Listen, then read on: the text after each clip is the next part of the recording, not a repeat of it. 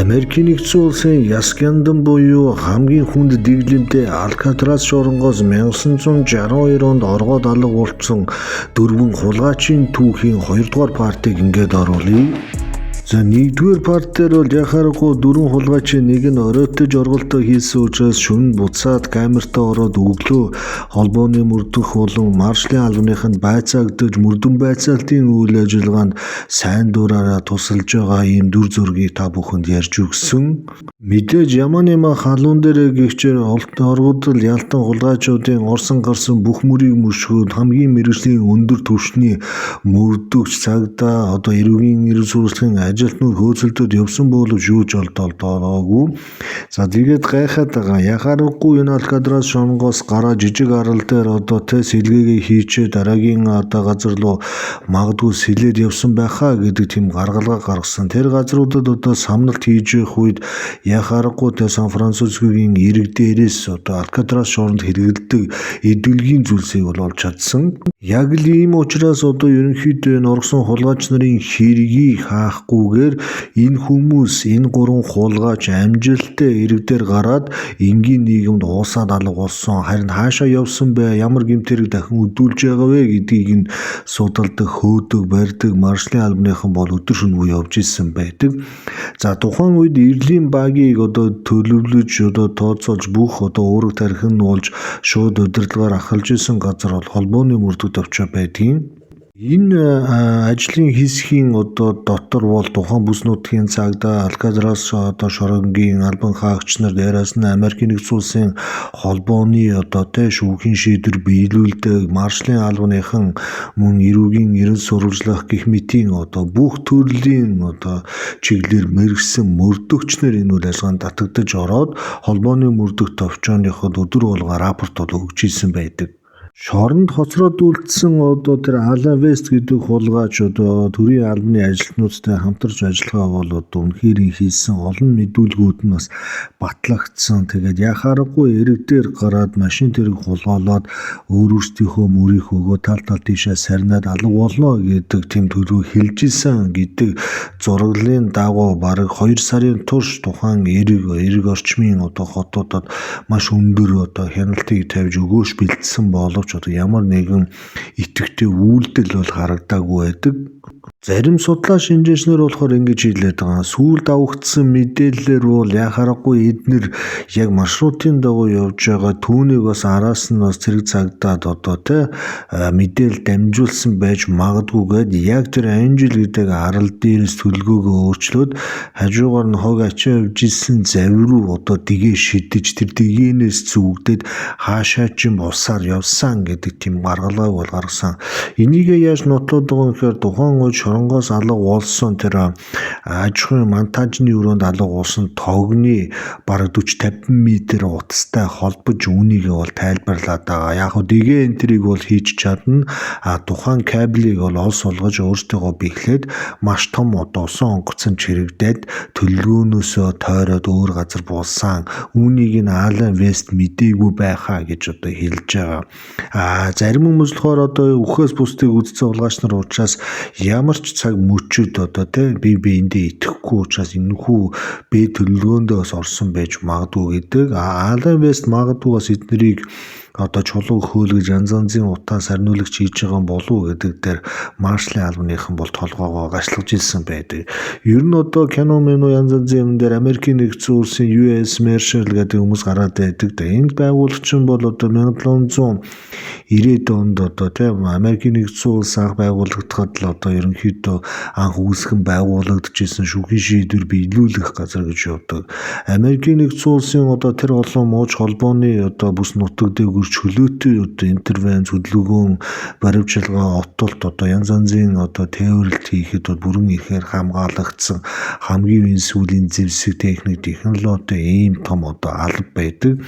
За энэ алба нь бол яг Америкийн нэгдсэн улсын нутаг дэвсгэр дээр маш аюултай ялтан хулгайчуудыг янз янзын мууч хамаарахгүйгээр тээвэрлэхээс гадна гэрч хохирогч шүүхэд мэдүүлэг өгөх гэж ирж байгаа үнэтэй гэрч нарыг амнасыг нь 24 цагийн турш хамгаалах янз янзын оргосон оргодол хулгай нарыг энэ тэндээс үгсэн амьд чамаагүй олж шүүхийн өмнө дахин авцардаг иймэрхүү алдартай үнэхэрийн бахархам түүхтэй юм байгуулга байдаг. Зарим жишээ гэх юм бол яг муужуулган өөрийн гэсэн шоронтой өөрийн гэсэн шүүхийн шийдвэр биелүүлэх зэрэг цагдаа тийм байгууллагуудтайгаа байдаг.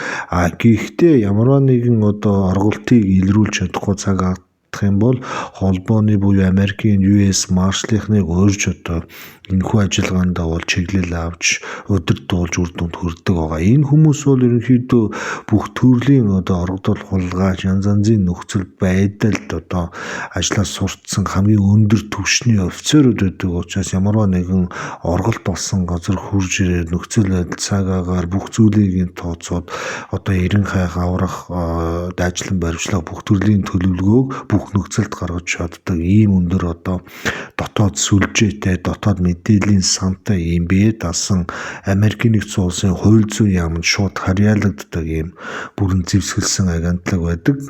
Тэгээд яг 1962 онд гарсан энэ оргуултын хэргийн араас холбооны мөрдөх төвчөөныхон холбооны уус даяар тэр чигээр бүх зэрэг цагдаа бүх мэдээлэгч хүмүүсээ босгож өдөр шөнөгүй донслогсон боловч ямар ч уул мөрөөгүй олдог учраас бол үнэхээр гайхсан. Дээрээс нь өөрсдөө бүх хэргийг толгойлж удирдах байгаа учраас дээрээс ирж байгаа улс төрчдийн тэр нэг хариу янз янзын асуулт янз янзын дарамт шахалт бол бас даана гэдэг бол үнэхээр хэцүү. За ингэж явсаргаад 17 жилийн хугацаанд холбооны мөрдөх төвчөө эдгээр оргуулттай холбоотой 1757 хуудас нотлох баримтуудыг хавтас тэрэгт бол авч түүнийг нэгтэн шалгасан. Гэсэн ч үгсэн амьд нь мэдэгдэхгүй энэ хэрэг амьд нөгөө хэрэг дээр гарсан гэдэг дээр хамаг анхаарлаа хандуулж зарим мөрдөгчнөр болохоор энэ хүмүүс магадгүй усандаа өвгөөд нас урчсан юм байхад бид нар бас араас нь хөөгд байгаа биш үстэй гэх тийм гаргалгаа гаргахад тэгээд үгсэн бол үгсэн ч байсан хамаагүй ямар нэгэн би цогц ямар нэг юм олтлоо энэ нэрлийг үргэлжлүүлнэ гэж явжсэн байгаа. Тухайн үед бол яг ингэж сунжирч явсаар байгаад 17 жилийн дараа буюу 1979 онд холбооны мөрдөх төвчөө энэ мөрдөн шалгах ажиллагааг шууд хаах саналыг бол прокурор болон дээшээ шүүхийхэнд өгж байгаа.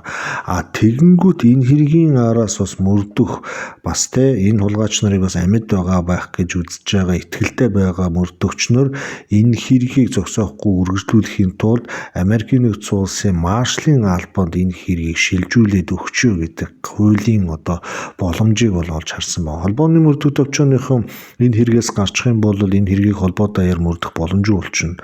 Мэдээж оргосон хулгайч нар юу гэж энэ Сан Францискогийн нутаг дээр бүгээд Америкийн бусад мужи хүн амтан багтаа газар урваас сэлдгэж бас амьдарч байгаа байхаа гэсэн тийм хөдөлгөөн ажиглагдаж мэдэгдэж сонирн байгаа учраас холбооны даяар хайх бүрэн эрхтэй Америкийн нэгдсэн улсын Маршалд энэ хэргийг шилжүүлж хүлээлгэж өгөөд холбооны мөрдөх төвчөөний тоглоомоос гарч байгаа.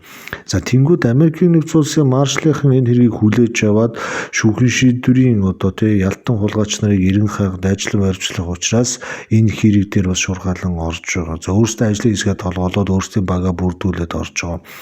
Тухайн үеийн хуулиар юу гэж заасан бэ гэхээр ялтан хулгайчийг алга усан цагаас нь хойш 99 жилийн турш эрен хайна гэдэг тийм хуулийн боломж олцоо Америкийн Маршалын албаныханд бол байж исэн байдаг. Тэгэхээр яхааргүй нэргийн араас 100 жил хөөцөлдөх дараагийн нөөцлөгөнд орсон. За ингээд Маршалын албаныхан яг өнөөдрийн байдлаар 2026 оны 1 сарын 2-3-ны байдлаар энэ хэргийн араас ерөөсөө явж байгаа гэсэн. Яг тэгэхээр 62 онд орголт явагдсан хэрэг чинь 2062 он хүртэл эрен хайх үйл ажиллагаа ингээд төсвийн мөнгөөр хавтас тэрэгтэй ингээд үе үеийн шинэ мөрдөгчнөр ажлын хэсэг зохион байгуулалтанд ороод энэ хэргийн араас орж байгаа гэсэн. Тэгэд Америкийн нэгдсэн улсын Маршалын ингээд зогсолтгүй мөрдөөд явж явах үед шоронгийн тухайн үед хянагч байсан нэг нөхөр 83 оны үед багшаа ерөнхийдөө телевиз болон хүмүүсэд нэг ил тод мэдээлэл хийсэн байдаг. Тэр хүн юу гэж хэлдэг вэ гэхээр би олон жил Алькатрасын шоронд хянагч харуул янз янзын үйл ажиллагаа ингээд ажлыг хийжсэн. Миний хувь хүний мэдрэмж зүүн совин миний сэтгэл үнэмшилэх юм бол энэ 3 хулгайч арлаас оргосныхон дараа магадгүй энэ усандаа бас ингэж амиа алдсан байхаа гэдэгт би бол 100% эргэлзэхгүй итгэдэг. Яагаад тэгэхээр тэр их усыг, тэр их далайг, тэр том хүнд урсгалыг сэлэх тийм ямар ч боломж байхгүй. Энгийн хүн тийм хүүтэн зайрмагдсан усан дунд тэгээс хилээд явчих. Тэгээд ингээд гараад ирэх ямар ч боломж байхгүй. Яагаад тэгэхээр Алькатрас шоронгийн ялтан хулгайч нарыг өдөр болгон шахуу усанд оруулахад дандаа боломжийн хүний эрхийг дээдэлж дандаа халуун бүлээн усанд оруулж ирсэн. Эдгээр ямар нэгэн хүүтэн усан дасгал сургууль бэлтгүүлэлт хувьсгалын тохирооны үйл ажиллагааг хийж байгаагүй. Тэрийг бол шоронгийн бичиг баримтууд дунд бол хангалттай байгаа. Яг хүнийхэн хувьд надад үннийг хэлэхэд энэ хүмүүсийг би нөгөө эрээрөөс хилээд гарцсан эсвэл завин цуугаад явцсан гэхэд бол итгэхгүй. Дэрцмаа гар аргаар хийсэн зав байтугай үйлдвэр аргаар хийсэн зав энэ хүчтэй урсгал тугдаж хөмрөх унах юм эрсдлүүд байдаг. Дэрцмаа эдгээр завтай ингээд явна гэдэг маш өндөр эрсдэлтэй учраас ерөнхийдөө энэ орголт бол амжилтгүй болсон байхаа гэж боддог гэж тийм үг хэлсэн байна. Тэгээд 90-ад оны ихэнх үеэр энэ хэргийн араас Америкийн маршлынхан бол ингээд явагдаад хавц зэрэгт нэмэлт материалууд нууцын зэрэгэлтэй бол орж гарч исэн байгаа. Ингээд зэрэгцээ дэрэнгүүд ингээд янз янзын бас түүхүүд бас давхагс өгөгдөн. Жишээлбэл Америкийн янз янзын кино хийдэг хүмүүс яг Алькатрас шоронд очоод тэндхийн нөхцөл байдлыг үзээд яг тэдний зугцсан эрэг дээрээс яг тэдний хийсэн борооны усны цуваар яг ижилхэн зам мавийг сэтгэж хийгээд далайд маш сайн сэлдэг явдаг туршлагатай хүмүүсийг энэ зүйлд оруулаад ингээд туршаад үзэхэд бол амжилтгүй болсон гэж байна. Тэгэхээр яхаарахгүй эндээс хүн өөрөө оргоод явчих тийм боломжгүй байна. Боломжит бүх хөлбрүүдийг туршиж үзлээ гэдэг тийм юм юу хэлж ирсэн. Урд нь 36 удаагийн оргох оролдлого гарч ирэх 5 ялдан хулгайч энэ улс руу сэлдэх юм уу, сэлвэрдэг юм уу яаж хийж байгаад бол орсон ороод удалгүй 10-15 минутанд энэ усанда хамаг шөрмөсөн татаад хөлдөөд осгоод тэгээ энэ усанда живж амиа алдчихсан гэдэг тийм түүх байдаг. Тэгэхээр энэ 3 магадгүй ямар нэгэн өөр аргаар төрөний элдэг шиг завин чирэгдээд бас өөр газар буугаад аялал өргөлүүлсэн байж бас магадгүй эсвэл усандаа амиа алдсан ч гэж магадгүй. 2009 онд Америкийн нэгдсэн улсын маршалын албаны дэд дарга хэвлэлийнхэнд ярьслага өгж байхдаа энэ Алькатрас шоронгоос оргосон ялдан хулгайч нарын хавтас тэрэг манай идэвхтэй мөрдөн байцаалт мөрдөн шалгах үйл ажиллагаанд бол хിവэрэ байгаа.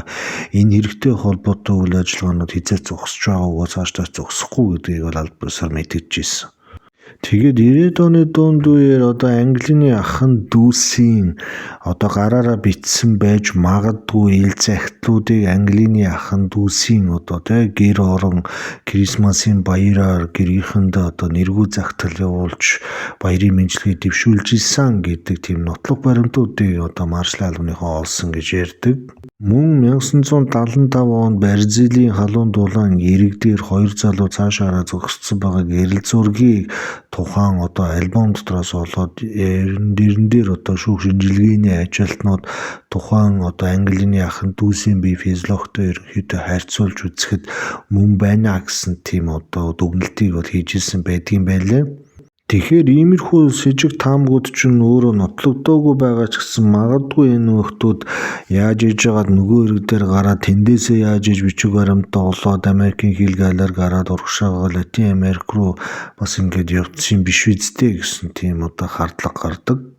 Бас нэг өөр сонирхолтой мэдээлэл Английн ахын дүүсийн хамгийн том ах Роберт гээд бас тухайн үед бас янз янзын хэрэгтүүд орооцолж ирсэн 2 дүүгээ дагуулад юм хийж орлож ирсэн нөхөр 80-ад оны сүүлээр нас урахын өмнө бол ерөнхийдөө ойр дотны хүмүүстэй нэг үг хэлсэн гэж байна. Тэрний үгээр 65 оноос 87 оны хооронд 2 дүүтэйгээ нууц аргаар холбогдож хоорондоо холбоо сүлбэтэй байсан. Тэгээ 87 оноос 2 дүүтэйгээ холбогдож санаа зовж явдгаа гэдгийг ойр дотны хүмүүстэй шивнсэн гэдэг.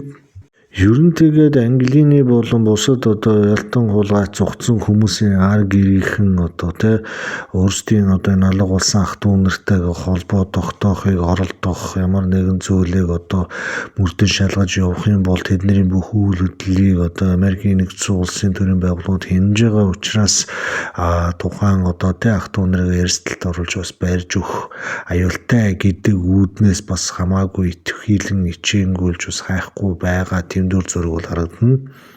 За ингээд энэ хэрэг ч ингээд сунжраад явж итэл 2013 он Сан Францискогийн цагдаагийн газар нэгэн сонирхолтой загтал ирсэн. Тэр загтлын гарчхан дээр юу гэсэн бэхээр намайг Джон Англан гэдгээ би 62 онд Алкатрас оронгоос өөрийнхөө дүүтэйгээ хамт өөр нэг ялтан хулгайчтай гуруулаа оргож исэн. Та нарын эрен сурвалжлаж хайгаад байгаа тэр хүн мөн байна гэдэг тэм захиа бол ирсэн.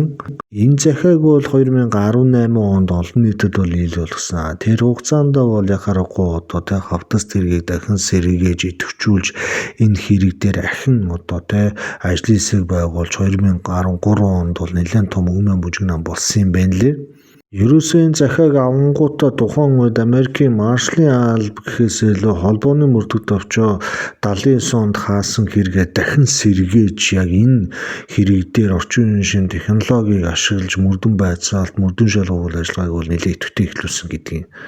Тухайн үед алга болсон 3 хүний хайн гэхээс илүү ядаж амьд үлдсэн Джон Англан гэдэг залуу олж үзсэж барьж авч яг тухайн үед юу болсон, түүнээс хойш яаж амьдарсан, яаж хийсэн тэр бүх зүйлийг нь олж мэдхийн тулд холбооныхон бол тэр чигээрээ босгож ажилласан. Ер нь яг тухайн үед Джон Англан 83 настайдаа энэ хүү загтлыг бичсэн гэж үздэг юм байна лээ. Тэгээд мэдээж мөрдөгч болон цагдаагийнханд энэ хүү хэрэгтэй холбоотой ганц нэг сэжүүрүүдийг хийлж өөрийгөө нотлохыг энэ захиан дээрээ бол оролцсон байгаа нь бол янз янзын өгүүлбэр дунд бол харагддаг. Тэр тусмаа 2 оны тэр 6 сард 11-ний шөнө амжилттай далайг гаталж нөгөө хэрэгт хүрч чадсан. Тэндээсээ тал тийшээ тараад явсан. Тэр тусмаа 2008 онд энэ хэргийг толгойлж ирсэн удирдагч нь нас бараа зогсохгүй Аргентин түүнийг оршуулсан гэдэг үгийг бол бичсэн байсан. Харин өөрийнхөө 1 насаар дүү буюу Калагас Англины тухай бол 2011 онд нас барсан. 2013 онд би 83 настай. Тэгээд энэ орголтоос гав ганцаар амьд үлдчихэд байна. Тэгээд шүүх цагдаа Маршал Сан Францискогийн цагдаа нараас юу хүсэхгүй ихээр ерөөсөө намайг 1 жилээс илүүгүй хорих ялаа шийдэгнэ гэх юм бол би өөрийнхөө байгаа газрыг хэлж та бүхэнтэй уулзаж учрахад бэлэн байна. Ягаад тэгэхээр яг одоогийн байдлаар миний нөхцөл байдал айгүй хүнд байна. Хүнд хавар тавдарт болсон. Надад эмчилгээ суйлгаа бүх зүйл хэрэгтэй байгаа. Тэгээ яаж хийж байгааг намайг эмчлээд ядаж 1 жилийн ялтаагаар энэ хэргийг хаана гэх юм бол хэдүүлээ уулзаж уулзраад ажил төрлөө зохицуулъя гэдэг тийм саналыг бол тавьсан байдаг. За тэгээд загтал дээр үргэлжлүүлээд ерөнхийдөө энэ орголтын дараа би хойд Дакотод бас олон жил амьдарсан гэдэг зүйлийг бол бичсэн байсан. За энэ эрен сурвалжлах мөрдлөг дээрээс нь сэтгүүлч нар энэ зүйлийг сонирхоод судлаад байхад ерөнхийдөө энэ хүн хойд Дакотод гэхээс илүү Вашингтон мужийн Сиэтлд бас байсан юм шүү дээ гэдэг тийм яриа гаргадаг. Холбооны мөрдөг авчааны мөрдөгч нар захиа ирсэн бүх нөхцөл байдлыг бодож үзээд эрен хайз сурвалжлахад бол яхаарахгүй өмнөд Калифорни муж буюу Алкатрас оронгоос холгүйхэн энэ хүн энэ захийг бичсэн байна гэдэг ерөнхий багцаа гаргасан. Хамгийн гол нь холбооны мөрдөгт овчооныхон хавтас тэргийг дахин сэргээ шалгаж байгаа учраас яг энэ хэргийн ард байгаа үнэхээр амьд үлдсэн хүн юм уу? Ер нь бид нар ямар хүнтэй хэрэлцээр хийж уулзал зохион байгуулах гэдэг юм бэ? Тэрнээс өмнө энэ хүнийгээ илрүүлж тодорхойлж нэгтэлж ийж дараагийн хариу арга хэмжээ авъя гэдэг тийм бодолтой болсон. Захиа бичигч нөхөр бол ерөнхийдөө надад нас бага байна. Хавдрын эмчилгээ яралтай хийх хэрэгтэй дээ. Тэгээд нэгээс илүүгүй жил шоронд хорно гэдэг амлалтыг хамгийн гол нь зурагтаар хэвлэл мэдээллээр дамжуулж өгөөд тэрний дараа би ил гарч ирээд ерөнхий болсон бүх процессыг дэлгэрэнгүй ярья гэдэг тийм үгийг хэлээд байдаг. Хууль сахиулга байгууллага яг шоронгоос оронсон Джон Англин гэдэг хүн энийг бичсэн үү гэдэг дээр бол нэлээд эргэлзээтэй байсан. Тэр тусмаа мөрдөн шалгах багийнхан нэг асуулт тавьчаад түүнийхээ хариултыг хагаад байсан. Тэр нь юу гэсэн үг вэ гэхээр яахаараа хөгшин настай болтлоо зугтсан хүн яагаад буцаад шорондоо орохыг ингэж их хүсэх вэ гэдэг дээр ерөнхийдөө мөрдөгч нар толгоо гашлаж эхэлсэн. Ухаан цагтлын хамгийн сүүлд бичсэн дээр бол энэ бол тоглоом биш ээ, маш хурдан хэлэлцээр яриа хөөрөө хийя гэдэг тийм саналыг тавиад дуусгасан. Тэгээ ахиж ерөнхийдөө захаа занаавал ирээгүй. Ингээд 5 жилийн дараа холбооны мөрдөх төвчөөний олон нийтэд нээлттэйгээр тухайн цагтлыг бол ил гаргаж явж исэн байдаг. Тэгээ сэтгүүлч нар болон өөр сонирхтойг энэ түүхийг судалдаг хүмүүс болохоор хавдраар өвдсөн хүн өвдөлтөндөө дэмэрч яг энэ түүхийг өөрөө санаагаараасаа зохиож энэхүү захааг холбооны мөрдөх төвчөө рүү явуулсан Сан Францискогийн цагдаа руу шуудангаар илгээсэн байхаа гэдэг тийм санааг бол гаргадаг. Мэдээж техникийн шинжилгээ гарын хээ мөн Джон Англины урд нь бичижсэн захаа занаа аав ээжд нь байсан тэр бүх зүйлүүдийг нягтал судалж харьцуулж үзэхэд хангалттай итгэл үнэмшил бол төрөөгүй гэж үзээд байгаа.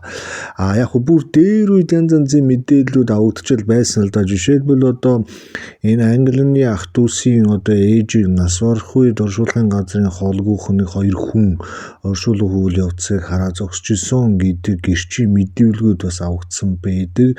Тэгээд яг харахгүй энэ хэргийн араас чинь хөөцөлдөд явахаар үхсэн гэдэг нотолгоо байхгүй. Дээрээс нь амьд гэдэг нь ямар ч нотолгоо шинж тэмдэг байхгүй. Яг ингээд нэг яч болдоггүй юмны голоор энэ хэрэг чинь 55 жил явчихж байгаа. За өнөөдрийнхөөр бол бараг 63 4 жил болчихж байна. Ерөнхийдөө тэгээд холбооны мөрдөх төвчөөхнийхний гаргасан тайлан дээр энэ хүн яг Джон Англин байсан уу үгүй юу гэдэг тийм нарийн ширийн тайлбар бол нууцад авахсан учраас ил болоогүй. Маршалын албаныхан болохоор яхаарахгүй энэ хэргийг орооцолсон орголтонд оролцсон хулгайч нарыг амьд байгаа гэдэг ямар нэгэн шинэ тэмдэг нотлох хооронд хүртэл олдог байгаа учраас энэ загталд бас ач холбогдол өгөхгүй байна гэдгээ бол илт мэдэгдсэн байдаг. Хэрвээ эдгээр шоронгоос орсон 3 хоригдол өнөөдөр хэрвээ амьд нуугдаад явж исэн бол бараг гуруула 90 гарчихсан ийм хүмүүс байх байж байгаа.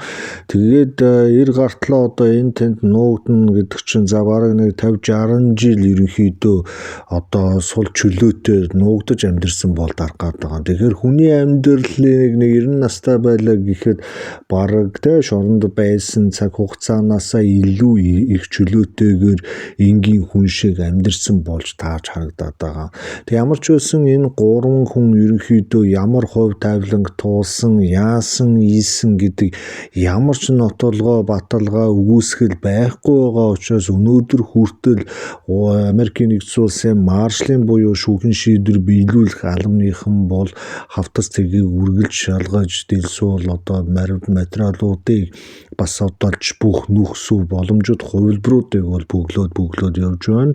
За өнөөдрийн оруулсан Алькатрас гэдэг шоронгоос оргосон гоё түүх маань та бүхэнд таалагдсан гэж найдаж байна. Тэгээд үнэхээр иймэрхүү сэдв сонирхолтой дэлхийг донслогож исэн айхтар орголт Алан Хядан юу байдیں۔ Мэдлэг тусаал нэмэр болох иймэрхүү болсон бодит түүхийн явдлуудыг сурчлан та бүхэндээ хүргээд оруулаад явна. Тэгээд та бүхэн гоё түүхүүд цугаа лайк дарахгүй сонсдог бол дарах барих юм тултал дараад орж гараад ойрхон байж байгаараа. Тэгээд дараагийн гоё түүхүүд араасаа өсөд орж ирнэ.